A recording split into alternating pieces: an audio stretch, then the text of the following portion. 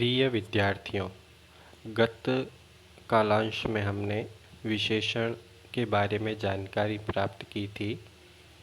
उसी श्रृंखला में हमने विशेषण के दो भेद पढ़े थे, गुणवाचक और संख्यावाचक।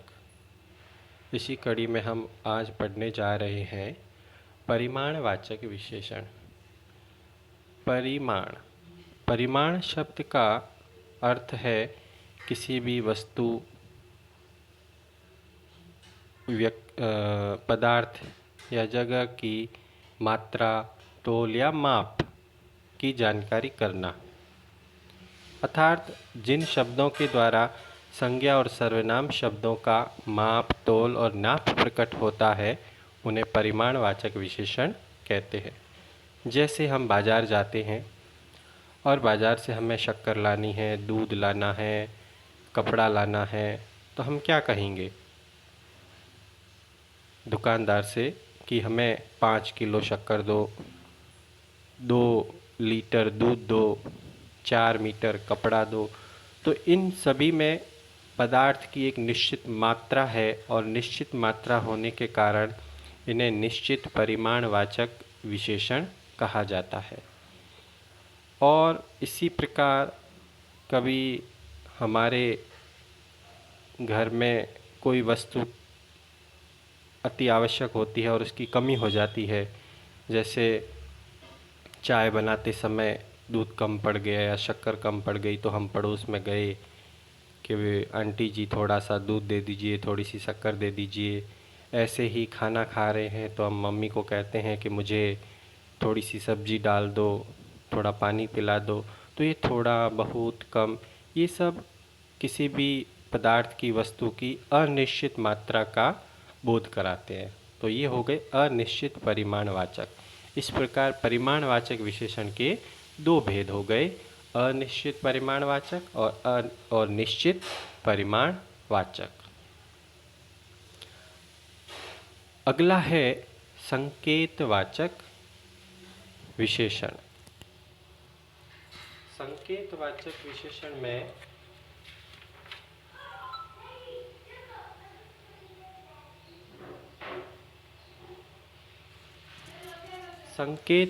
विशेषण में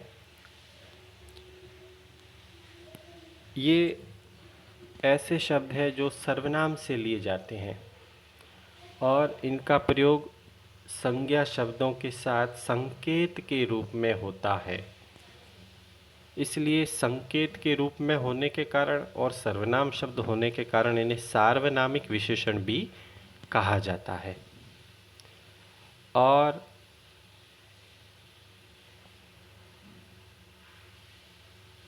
ये सर्वनाम शब्द ही होते हैं, जैसे कि यह गोपाल है, इस गेंद को मत फेंको, उस पुस्तक को पढ़ो। तो इसमें गेंद की तरफ, पुस्तक की तरफ, गोपाल की तरफ संकेत किया गया है, अतः ये संकेतवाचक विशेषण है। उसके बाद आता है व्यक्तिवाचक विशेषण। जैसा ही नाम से स्पष्ट है, व्यक्तिवाचक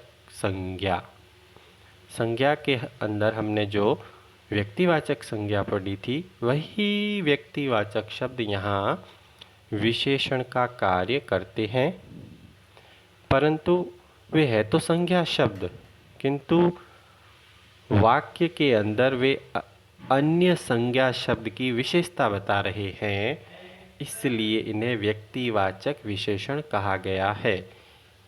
जैसे बनारसी साड़ी, बीकानेरी नमकीन, नागौरी बैल। अब यहाँ साड़ी, बैल और नमकीन ये संज्ञा शब्द है, परंतु इनसे पूर्व जो पद आए हैं बनारसी, नागौरी और बीकानेरी है, तो ये भी संज्ञा शब्द, परंतु ये किसी स्थान विशेष की, वस्तु विशेष की विशेषता बताने के कारण ये व्यक्तिवाचक विशेषण कहलाते हैं। तो प्यारे भैयाओं, इस प्रकार हमने विशेषण के 5 भेद पढ़े हैं। गुणवाचक, संख्यावाचक, परिमाणवाचक, संकेतवाचक और व्यक्तिवाचक विशेषण। धन्यवाद।